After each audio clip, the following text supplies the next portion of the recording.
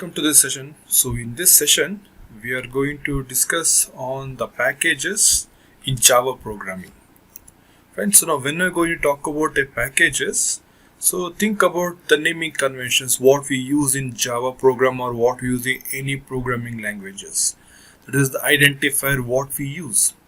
So now if it is a C program or C++ program, then giving a name for a structure, giving a name for a variable or an array or the class itself in C++ program would have been not a much difficult task for me, because those are not so widespread programming language which will be used over internet. But now when I talk about Java program, which is a program on the internet and which we use by most of the programmers, the naming convention will come into picture. Because as we all know, every class name should be unique. That is, I cannot have two classes in the same program which is going to be of the same name. Hence, now when I am building an complex or a big application using Java program, it is not about just 2 or 3 classes what I divide or I describe in my program. I'll be using some other classes defined by some other programmer, so that I can include even those methods what they have been defined into my application. And so now when I talk about such scenarios, now just think the program or the structure of program what I am inheriting to my program by somebody else's program, then the class name what they have used may not be the same class name what I am using. And so now I need to make sure that whatever the class name I am going to use right now should be different than the class name what they have already been used. That is what every class name should be unique. And now if that is the case, if every class name is going to be unique, just think how many classes around the world at this point of time is going to be. N number of millions of programmers are using Java, and each Java program may have hundreds of classes.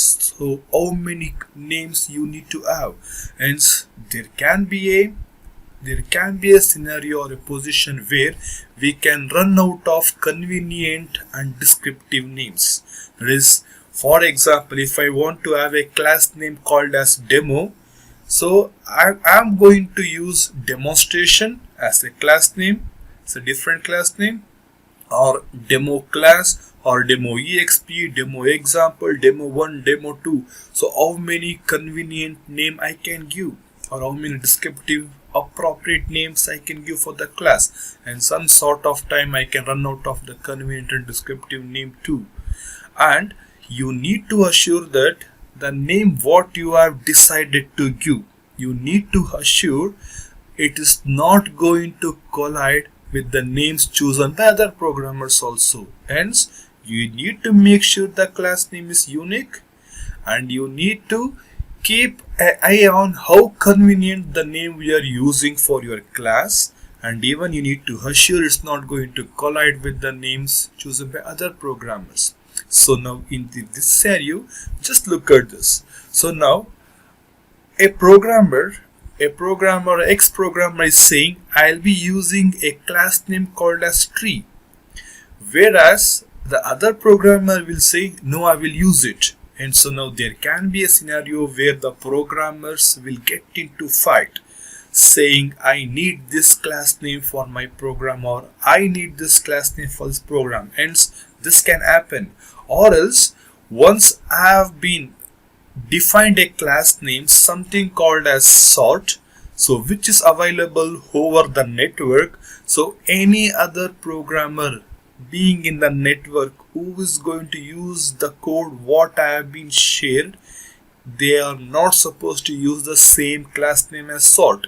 Hence I am holding the ownership of this class name. Nobody else should use the same class name what I am going to say. And so now in this network community, now I am going to say the class name sort has been given first by me, hence I need to use this, nobody else.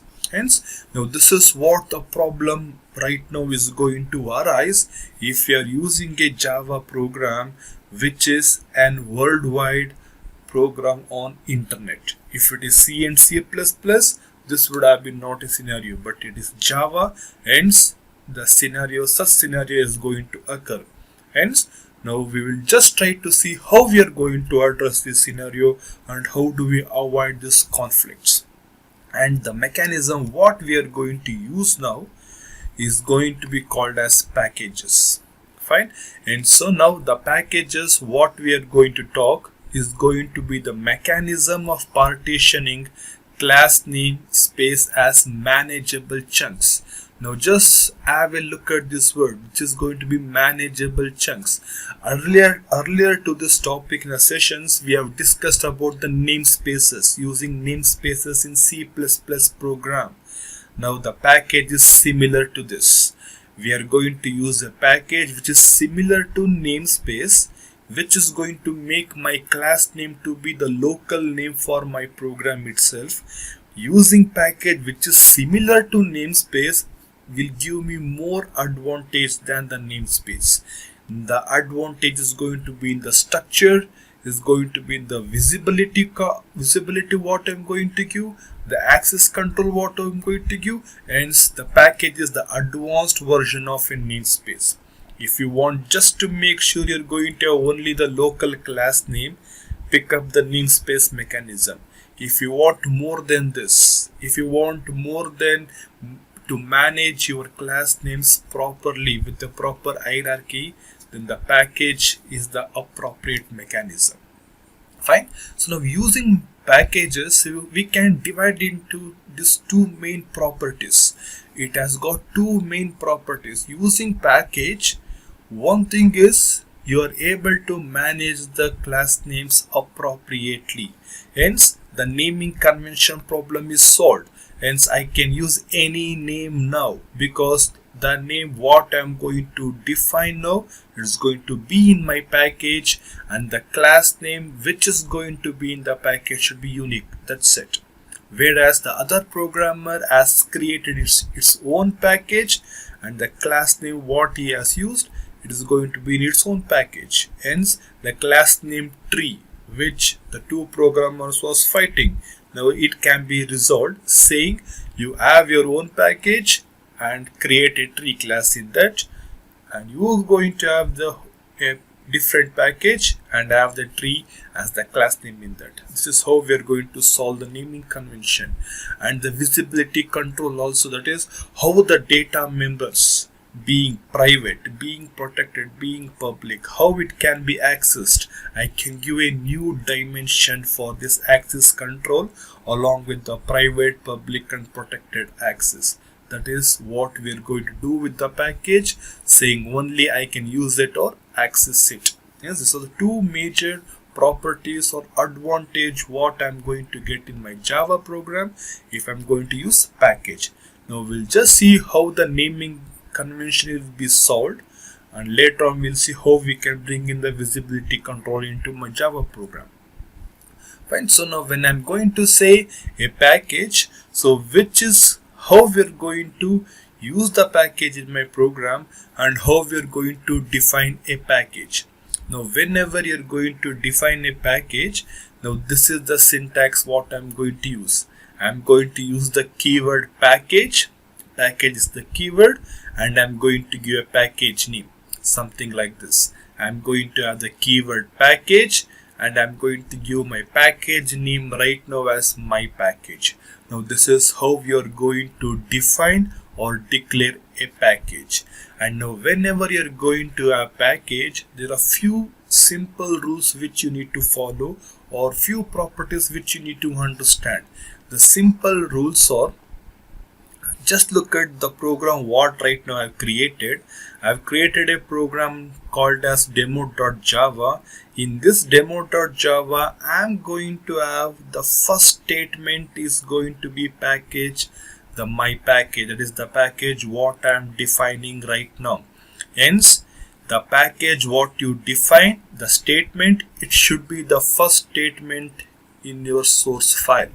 You cannot use this statement anywhere in between your program. It should be always the first statement of your program if you are creating a package or defining a package. Any class declared hereafter will belong to the package what you have declared right now. Hence now I am declaring a class exp after this statement. Hence this class now will belong to the package my package, and even this class demo will also belong to the same package called as my package. Hence it is going to define a namespace where classes are stored. Hence this is similar to namespace as I told. Hence it's going to give a space or a namespace area where you can store all the classes what you define hereafter. This is what we say, all these classes is going to belong to the package what I am going to declare now. And now if I don't use this statement, what happens? That is what we are doing all these days, in all these sessions. We never included package in my Java program, but still I had a Java program, still it was compiling, still it was executing. And that is what if I have not included any package declaration statement, what I was doing all these days. If that is the case, then your Java program is going to use the default package, whatever the class you have declared until now, all those classes was stored in a default package, and the default package has no name. There is no name for the default package.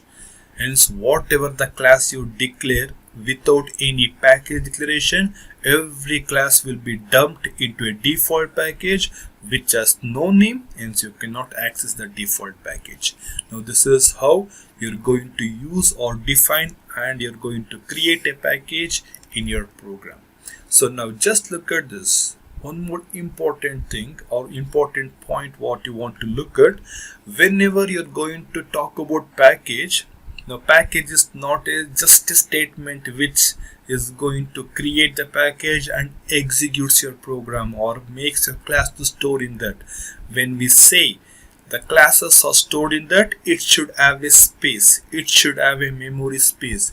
Hence whatever the package you create, clearly understand here, whatever the package you create, that package will be having its own directory. Hence Java uses file system directory to store packages. Every package what I create, its appropriate directory or folder will be created with the same name what the package is going to contain. And so now we'll just have a look at how this directory is managed with the package what I'm going to create. So now just look at this. When I'm declared this statement, when the statement is executed, a folder is created. A folder is created in the current working directory wherever your program right now it is saved. In that folder itself, a new folder has been created with the same name what I have used in the definition. And as I told you, now this is the space where the classes hereafter what I define will be stored. Hence exp will be stored in the same folder and demo will be stored in the same folder. Hence for every package what I create, it should have its associated folder. So just remember this, how the package is going to work with the directory. So now this is the one program what I have done. Now just look at this. I'm going to have one more program and just look at I'm using the same package what I have done. This means the same package name which I had used in demo.java, I can use the same package in one more program or one more source file. I can use the same package. If this is the first time I'm executing the statement, then the folder will be created. If I'm using the same package again in a different program, again one more folder is not created. The same folder will be used. The same folder will be used if these two programs are in the same working current directory.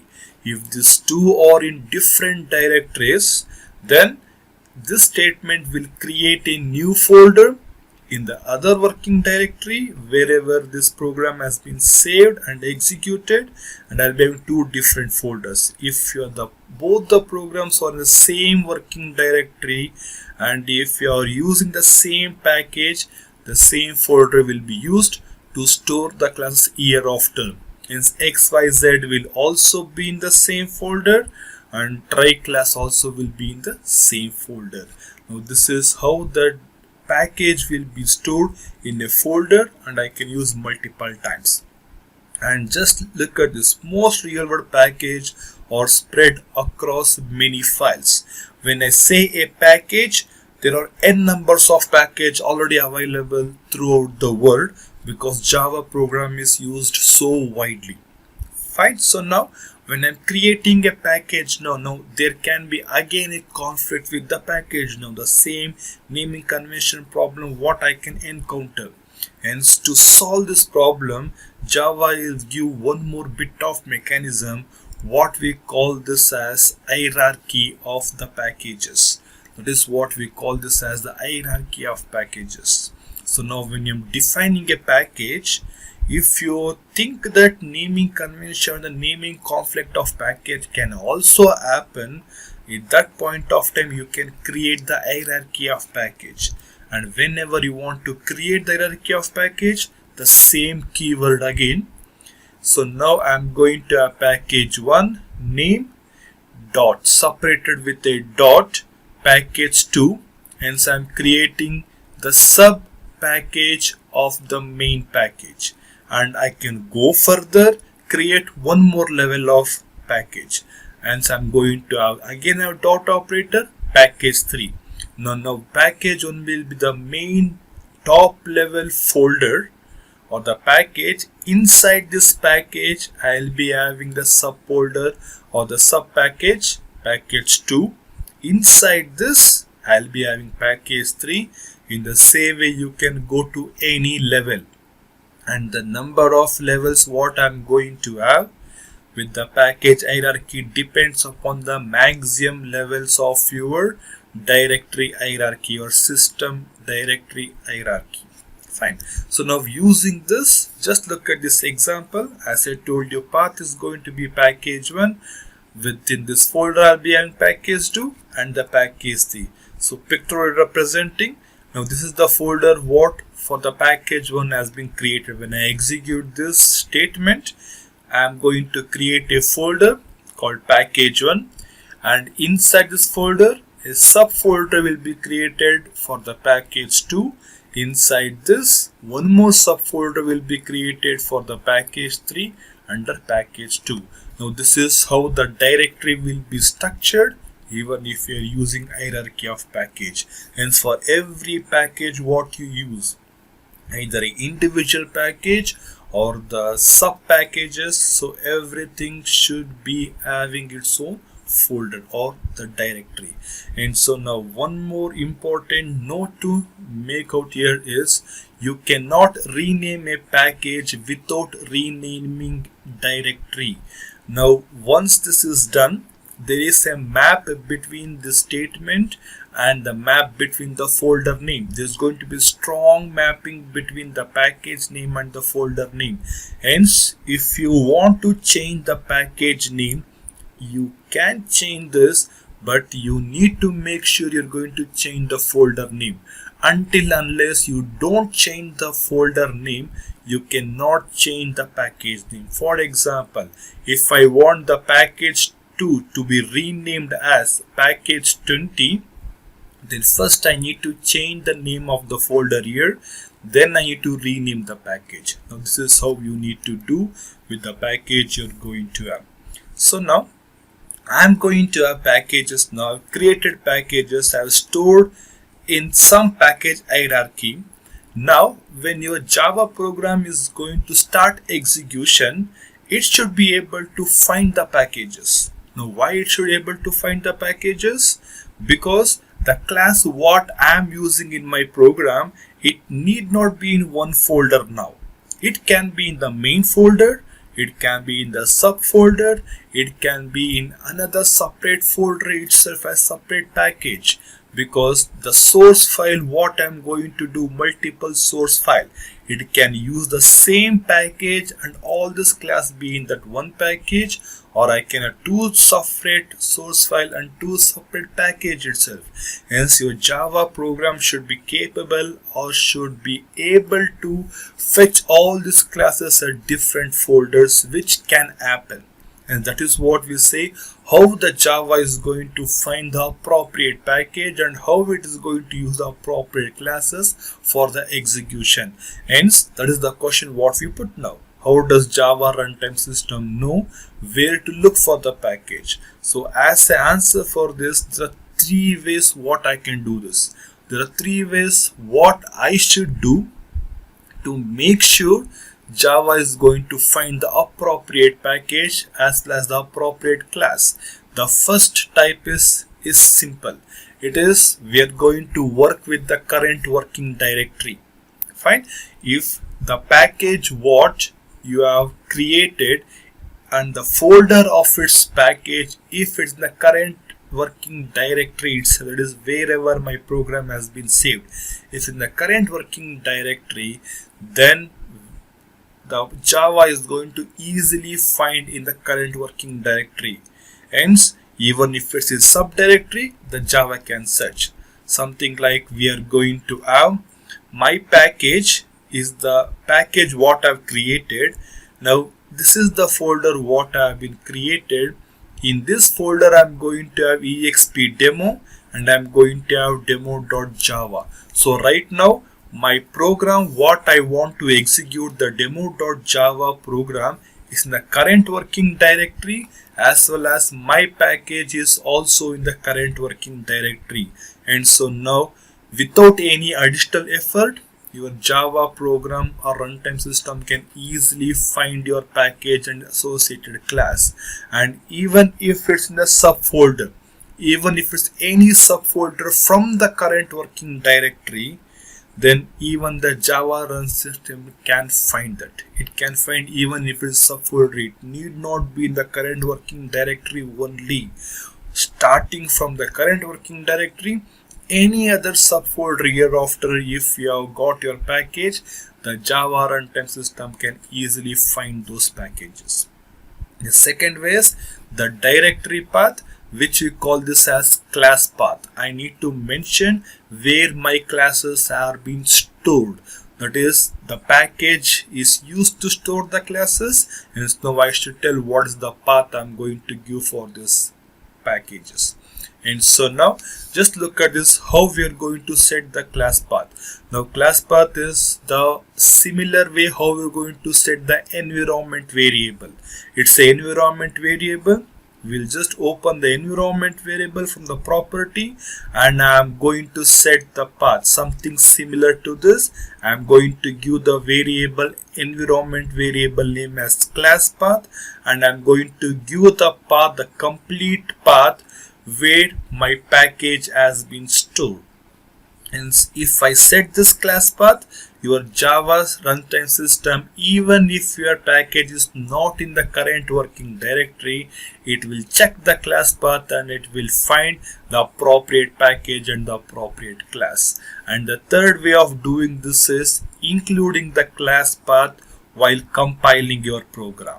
That is, I am using Java C, the compiler, -class path, and I am giving the path where my package will be stored. I am giving the complete path now, and I am using my program name for the compilation.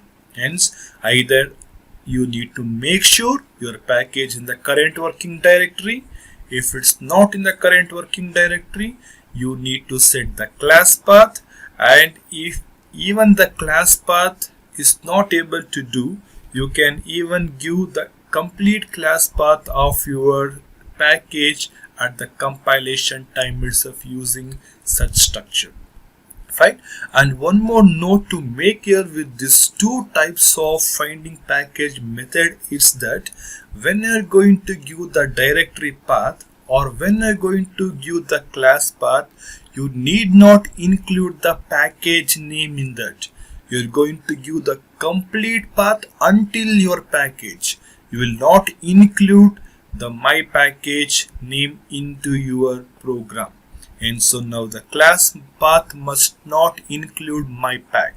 So this means, just look at this. Now this is going to be my complete path of my package. I have been stored my package inside C drive, my program, Java and my pack. So now when you're using this as a class path to set the environment variable, or if you're using this as an parameter while compiling on the console, you need to use only C, my program and Java. You need not include my pack as an path or as a path while you are compiling. And this is what you need to do. For example, if I'm compiling, so Java C-class path. So if you are including this my pack demo.java, this is going to be the wrong way of doing this. You should not include the package name what you have been defined, and this is the right way of doing this. There is no my package name what I have included. You should give the complete path, but stop the path at the package folder itself. Don't open the package folder also in your path. Fine. So now, as at this point of time, you have seen when I am going to use the packages, it is the mechanism for partitioning, and I will just see how we are going to use the package for naming convention. Now we will just look at the visibility control, how it is used for visibility control right now. So now when I am going to use the access protection, what we call this as visibility control, now this package is going to add another dimension to access control. The visibility, how the data member should be visible with respect to package in your program. Hence, by including package, this is going to give one more new dimension for your access control. Apart from the private, public, protected, it's going to give one more dimension for this. So now, as we all know, a class which is going to act as a container for data and the code. Whatever the class I am going to define, it is going to encapsulate the data and the code. Similarly, now if I talk about packages, now again the packages acts as a container for the classes and other packages. Fine. So now when we are going to have a package, now even it is a container for set of classes and the sub packages what it may contain. Hence we say even package is also a container. So now when we talk about the access protection and the visibility, there are 4 categories of visibility for the class members what I can have. The 4 categories are how a member is visible for the other members of the class. So the subclass in the same package, I am going to have a class, I am going to have subclass. Now I have got a subclass which is going to be in the same package, or I am going to have a non-subclass, no relation between these two classes, but still both are in the same package or the same folder. And the next scenario is the subclass which is going to be in different package. Now there is a relation between these two classes, the super and the subclass. And the fourth scenario is the class is going to be in a different package and not a subclass. Hence the 4 category, clearly understand this. I am going to have class 1, I am going to have class 2. There are 2 classes now. Now these 2 classes can be in same package or it can be different packages. And these 2 classes can be related as superclass and subclass, or both can be independent class. Looking at these scenarios, the 4 categories of visibility what we can put it on. So now when I talk about access control, now this is where we are going to say how the members are accessed using this access protection. Now just look at this. I have made the same class. Now if I take only one class, I am going to have members of the same class. So now being this members of the same class, how the access can happen? Being the member of the same class, the class can access the private data member. Yes, Thus, being the member of same class, it can access the default member. When I say default member, I am not giving any access protection. I have not mentioned any access protection. When I give no modifier, no access protection or access specifier, that becomes a default access protection or default access specifier. Hence, the same class member can access the default member also. Even the protected can also be accessed, even the public can be accessed. Hence, the same member of the class can access any member of your class. That's as simple what we know all these days. But now just look at this category now. Being in the same package, if it is going to be a subclass now. I've got a class 1 and I've got class 2, which is the subclass of the class 1. So if it is going to be the subclass and being in the same package, it is not supposed to access the private data member. It cannot access the private data member, but it can access the default member, it can access the protected, it can access the public. So being a subclass, still it is not authorized to access the private member, though it is in the same package as a subclass. Now, being in the same package and it's not a subclass, both the classes are independent class. Now at this point, still the private members cannot be accessed, the default member can be accessed, the protected can be accessed, the public can be accessed. So hence, being a subclass or non-subclass, being in same package apart from private data member, all the type of member can be accessed. Fine. So now we look the scenario in different packages now. I got superclass in the package 1, subclass in the package 2. If that's the scenario, the private member are still not accessible. The default member are not accessible. The only member accessible is going to be the protected and the public data members. And now the two separate classes, totally independent, no any communication between these two classes, no inheritance, and these two are in different packages. In that scenario, I am just going to have the private member cannot be accessed, default member cannot be accessed, even the protected member cannot be accessed, but the public member can be accessed. Now this is how the access protection has been given. So private, protected, public stays same. This is the new dimension what we are giving by bringing in the package and its access protection. Now this is how the package is going to work with the protection. Now just look at an example of the protection. Now I'm just going to have a class called as protection.java having package p1, and I have declared a class called as protection. In this I'm going to have 4 data members. This is default member because there is no any access specified, hence this becomes default access.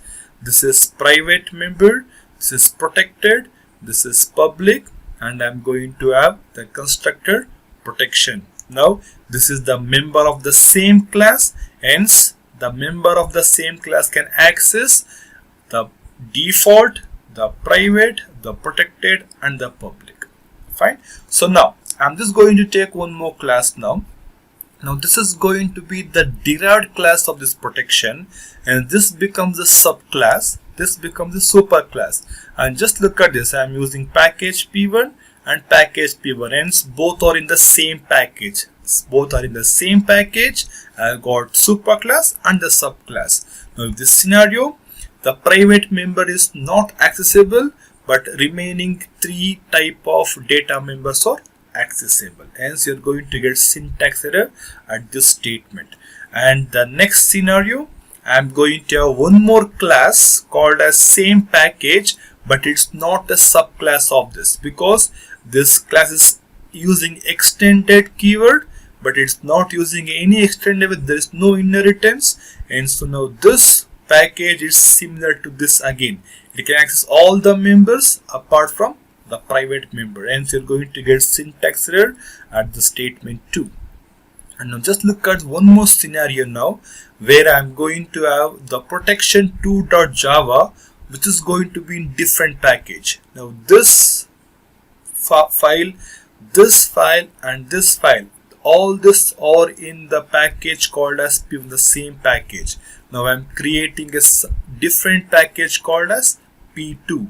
So where in this package I am going to create or extend this protection class called as P1.protection. I'm using P1 because it is under this package P1.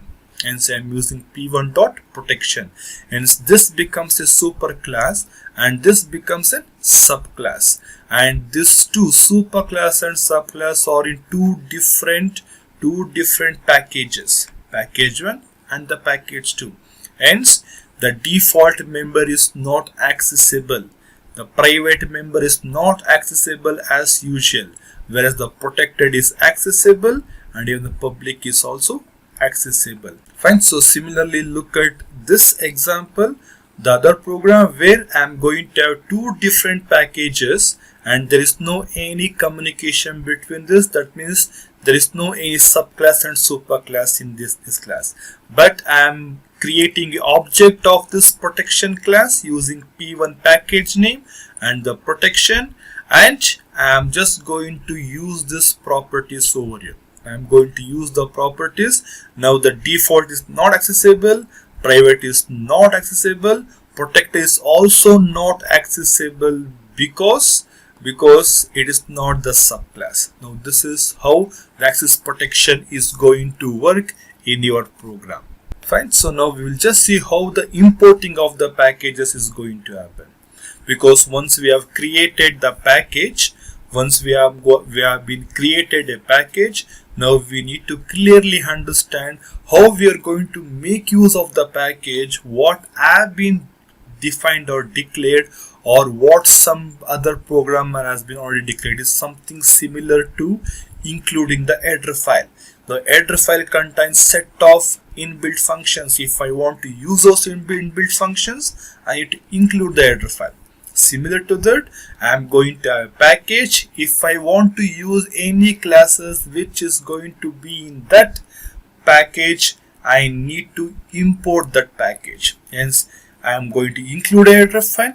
Similar to that, I am going to import a package. That is what this is going to sense. Hence, the keyword I am going to use the import and the package what I want to import. Hence, I can import only the top level package, or I can give optionally the second level using .package2, and while I am including the import, I can import only a specific class from a package, or if I use asterisk, all the class of the package will be included. Now just look at this example. I am going to have import java.utility and I am going to have import java.utility date. That is, now I am going to use the import keyword. Java is the top level package dot its sub package dot asterisk. When I use asterisk, all the classes inside this package will be imported to my source program. Or if I want a specific class name, I am going to say java.util dot only the date class name I will be importing. And similarly, I can do with any other package what I want to include into my program. And now just look at what difference this makes. Importing the java.util.start using import keyword. I am going to say class myDate extends date because I am using star. Hence even that date class will also be included. Hence I am going to say class myDate extends the date. If there was no any import keyword or import statement, your program would have been looking like this. That is, class myDate extends. I need to remember the path. I need to remember the path and I need to include this as Java utility date depending upon what the level of hierarchy is going to be. Hence, this is the usage of making use of import. You need not remember the exact class name, or you need not remember what the date is going to be. In this case, if I just put asterisk, all the classes will be included. In this case, you need to remember what the class name is also is going to be.